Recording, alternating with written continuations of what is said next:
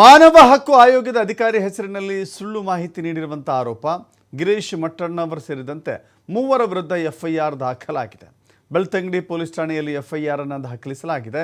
ಶ್ರೀ ಕ್ಷೇತ್ರ ಧರ್ಮಸ್ಥಳದ ಭಕ್ತ ಪ್ರವೀಣ್ ಕೆಆರ್ ಎಂಬುವರು ದೂರು ಕೊಟ್ಟಿದ್ದಾರೆ. ಆ ದೂರಿನ ಅನ್ವಯ ಎಫ್ಐಆರ್ ದಾಖಲಾಗಿದೆ. ಒಬ್ಬ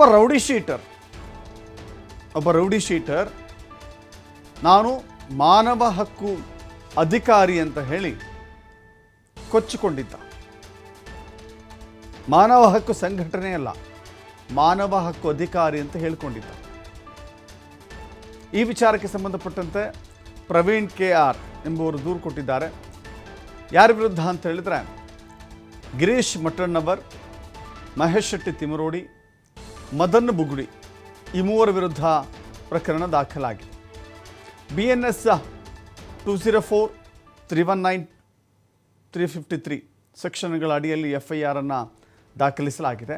ಮದನ್ ಬುಗುಡಿ ಆತನನ್ನು ಮಾನವ ಹಕ್ಕು ಆಯೋಗದ ಅಧಿಕಾರಿ ಅಂತ ಹೇಳಿ ಮಟ್ಟಣ್ಣವರ್ ಹೇಳಿದರು. ಮಾಧ್ಯಮಗಳ ಎದುರು ಮಾತನಾಡುವ ವೇಳೆ ಮಟ್ಟಣ್ಣವರ್ ಪರಿಚಯಿಸಿದರು. ಹಾಗೆ ನೋಡಿದ್ರೆ ಆತ ಯಾವುದೇ ರೀತಿಯ ಅಧಿಕಾರಿ ಆಗಿರಲಿಲ್ಲ. ಹುಬ್ಬಳ್ಳಿ ಧಾರವಾಡದ ಪೊಲೀಸ್ ವ್ಯಾಪ್ತಿಯಲ್ಲಿ ಆತನ ವಿರುದ್ಧ ಅನೇಕ ಪ್ರಕರಣಗಳಿದ್ದಾವೆ. ಆತನ ರೌಡಿ ಶೀಟರ್ ಕೂಡ ಆಗಿದ್ದ. ಈ ವಿಚಾರಕ್ಕೆ ಸಂಬಂಧಪಟ್ಟಂತೆ ಹುಬ್ಬಳ್ಳಿ ಧಾರವಾಡ ಮಹಾನಗರ ಪೊಲೀಸ್ ಆಯುಕ್ತ ಶಶಿಕುಮಾರ್ ಕೂಡ ಒಂದು ಮಾಹಿತಿಯನ್ನು ಕೊಟ್ಟಿದ್ದರು. ಆತ ಮಾನವ ಹಕ್ಕು ಆಯೋಗದ ಅಧಿಕಾರಿ ಅಲ್ಲ, ಆತ ನಮ್ಮ ಠಾಣಾ ವ್ಯಾಪ್ತಿಯಲ್ಲಿ ಬರುವಂಥ ಒಬ್ಬ ರೌಡಿ ಶೀಟರ್.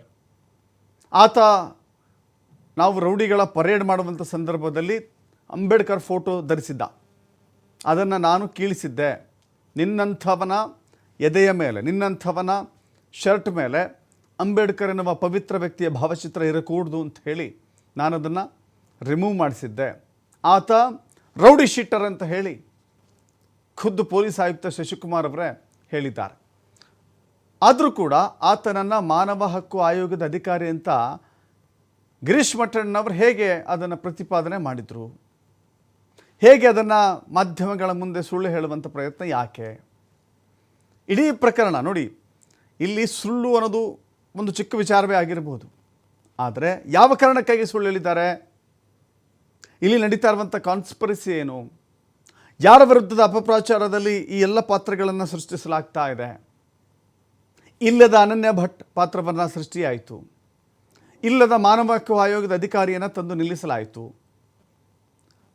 ಇದೊಂದು ರೀತಿಯ ಒಂದೊಂದೇ ಪಾತ್ರಗಳನ್ನು ಸೃಷ್ಟಿಸಿ ಅಪಚಾರದ ಒಂದು ಪರಾಕಾಷ್ಠೆಯನ್ನು ತಲುಪುವ ಮಟ್ಟಕ್ಕೆ ಈ ಟೀಮ್ ಬಂದ್ಬಿಟ್ಟಿತ್ತ. ಈಗ ಸದ್ಯಕ್ಕಂತೂ ಕಾನೂನು ಸಂಕಷ್ಟ ಎದುರಾಗುತ್ತೆ. ಈಗಾಗಲೇ ಮಹೇಶ್ ಶೆಟ್ಟಿ ತಿಮರೋಡಿ BL ಸಂತೋಷ್ ವಿರುದ್ಧ ಮಾತನಾಡಿ ಜೈಲಿಗೆ ಹೋಗಿ ಬಂದಿದ್ದಾರೆ. ಈಗ ಗಿರೀಶ್ ಮಟ್ಟಣ್ಣವರ್ ವಿಚಾರಣೆಯಲ್ಲಿದ್ದಾರೆ. ಆದರೆ ಈ ಪ್ರಕರಣ ಎಷ್ಟರ ಮಟ್ಟಿಗೆ ಇವರಿಗೆ ಸಂಕಷ್ಟವನ್ನು ತಂದೊಡ್ಡುತ್ತೆ ನೋಡಬೇಕಾಗಿದೆ. ಇದೇ ವಿಚಾರವಾಗಿ ಮಾಹಿತಿಯನ್ನು ಕೊಡಲಿಕ್ಕೆ ನಮ್ಮ ಪ್ರತಿನಿಧಿ ಆದಿತ್ಯ ನೇರ ಸಂಪರ್ಕದಲ್ಲಿ ಜಾಯ್ನ್ ಆಗಿದ್ದಾರೆ. ಆದಿತ್ಯ, ಗಮನಿಸ್ತಾ ಇದ್ದೀವಿ, ಇಲ್ಲದ ಪಾತ್ರಗಳನ್ನು ಸೃಷ್ಟಿಸುವಂಥ ಕೆಲಸ ನಡೀತು. ಈಗಲೂ ಕೂಡ ಇಲ್ಲದ ಅನನ್ಯ ಭಟ್ ಪಾತ್ರವನ್ನು ಸೃಷ್ಟಿ ಮಾಡಿದಂಥ ಆಕೆಯ ಕಥೆ ಬೇರೆ. ಇಲ್ಲಿ ಒಬ್ಬ ರೌಡಿ ಶೀಟರ್ ವ್ಯಕ್ತಿಯನ್ನು ಮಾನವ ಹಕ್ಕು ಆಯೋಗದ ಅಧಿಕಾರಿ ಅಂತ ಬಿಂಬಿಸುವಂಥ ಪ್ರಯತ್ನ ಯಾಕೆ? ಉದ್ದೇಶ ಏನಾಗಿತ್ತು ಅಂತ ಕಾಣಿಸುತ್ತೆ. ಈಗ ಎಫ್ಐಆರ್ ದಾಖಲಾಗಿದೆ. ಕಾನೂನು ಸಂಕಷ್ಟಗಳನ್ನು ವಿವರಿಸೋದಾದ್ರೆ ಆದಿತ್ಯ. ಹೌದು, ತೀರಾ ಜನ ನಂಬಿಕೆಯನ್ನ ಇಟ್ಟಂತ ಪ್ರಕರಣ ಇದು. ತೀರಾ ಭಾವನೆಗಳಿಗೆ ಒಳಗಾಗಿ ತೀರಾ ನೋವನ್ನು ಅನುಭವಿಸಿ ಈ ಒಂದು ಪ್ರಕರಣ ನಿಜವಾಗಿದ್ದರೆ ಅವರಿಗೆ ನ್ಯಾಯ ಸಿಗಬೇಕು, ಸಂತ್ರಸ್ತರಿಗೆ ನ್ಯಾಯ ಸಿಗಬೇಕು ಅನ್ನುವಂಥ ರೀತಿಯಲ್ಲಿ ಇಡೀ ದೇಶ ಮಾತ್ರವಲ್ಲದೆ ಬೇರೆ ಭಾಗದಿಂದಲೂ ಕೂಡ ಜನ ಇದಕ್ಕೆ ಬೆಂಬಲವನ್ನು ಸೂಚಿಸಿದರು. ಬಹಳ ದೊಡ್ಡ ಪ್ರಮಾಣದಲ್ಲಿ ಇದು ಸುದ್ದಿ ಸದ್ದು ಮಾಡಿತ್ತು. ಆದರೆ ದಿನ ಕಳೆದಂತೆ ಇದೆಲ್ಲವೂ ಕೂಡ ಒಂದು ಕಪೋಕಲ್ಪಿತ ಕಥೆ, ಒಂದೊಂದೇ ಸುಳ್ಳುಗಳು ಅನಾವರಣವಾಗ್ತಾ ಹೋಯಿತು. ಸುಜಾತಾ ಭಟ್ ಪ್ರಕರಣಕ್ಕೆ ಸಂಬಂಧಪಟ್ಟ ಹಾಗೆಯೂ ಕೂಡ ಸಾಕಷ್ಟು ಗಂಭೀರ ಆರೋಪಗಳನ್ನು ಮಾಡಲಾಗಿತ್ತು. ಅನೇಕ ಜನ ಈ ಕಥೆಯನ್ನು ಕೇಳಿ ಮರುಗಿದ್ರು.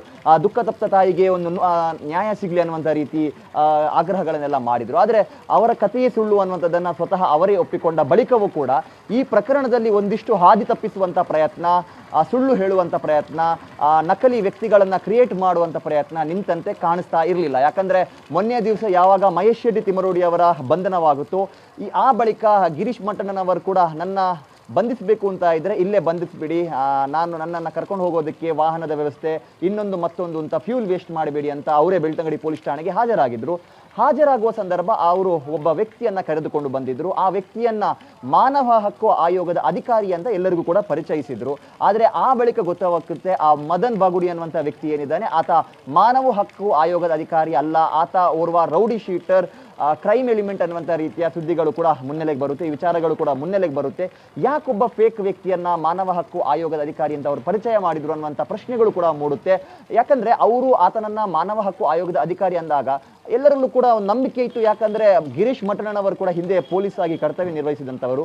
ಸೊ ಈ ವಿಚಾರಗಳಲ್ಲೆಲ್ಲ ಅವರು ದಾರಿ ತಪ್ಪಿಸುವ ಪ್ರಯತ್ನವನ್ನ ಮಾಡ್ಲಿಕ್ಕಿಲ್ಲ ಅನ್ನುವಂಥದ್ದು. ಆದರೆ ವ್ಯಾಪಕವಾಗಿ ಇದರ ವಿರುದ್ಧ ಆಕ್ರೋಶಗಳು ವ್ಯಕ್ತವಾಗುತ್ತೆ. ಈ ಆಕ್ರೋಶ ಇನ್ನೊಂದು ಹಂತಕ್ಕೆ ಹೋಗಿ ಇದೀಗ ಇವರ ವಿರುದ್ಧ ಪ್ರಕರಣ ದಾಖಲಾಗಿದೆ. ಅಂದ್ರೆ ಈ ವಿಚಾರಕ್ಕೆ ಸಂಬಂಧಪಟ್ಟ ಹಾಗೆ ಧರ್ಮಸ್ಥಳದ ನಿವಾಸಿ ಪ್ರವೀಣ್ ಅನ್ನುವಂಥವರು ಈಗಾಗಲೇ ಬೆಳ್ತಂಗಡಿ ಪೊಲೀಸ್ ಠಾಣೆಗೆ ಒಂದು ದೂರನ್ನ ನೀಡಿದ್ದಾರೆ. ಇದರಲ್ಲಿ 2 ವಿಚಾರಗಳನ್ನ ಉಲ್ಲೇಖ ಮಾಡಿದ್ದಾರೆ. ಒಂದು ವಿಚಾರ ಏನು ಅಂದ್ರೆ ಧರ್ಮಸ್ಥಳ ಕ್ಷೇತ್ರಕ್ಕೆ ಅಪಪ್ರಚಾರ ಮಾಡುವ ರೀತಿಯಲ್ಲಿ ಮತ್ತು ಜನ ಅದರ ವಿರುದ್ಧ ದಂಗಿ ಏಳುವ ರೀತಿಯಲ್ಲಿ ಸುಳ್ಳು ಮಾಹಿತಿಗಳನ್ನ ನೀಡಿ ಜನರ ಭಾವನೆಗಳನ್ನ ಕೆರಳಿಸಿ ಅವರು ಹೇಳಿಕೆಗಳನ್ನ ಸಾಮಾಜಿಕ ಜಾಲತಾಣಗಳಲ್ಲಿ ನೀಡಿದ್ದಾರೆ ಅನ್ನೋದು.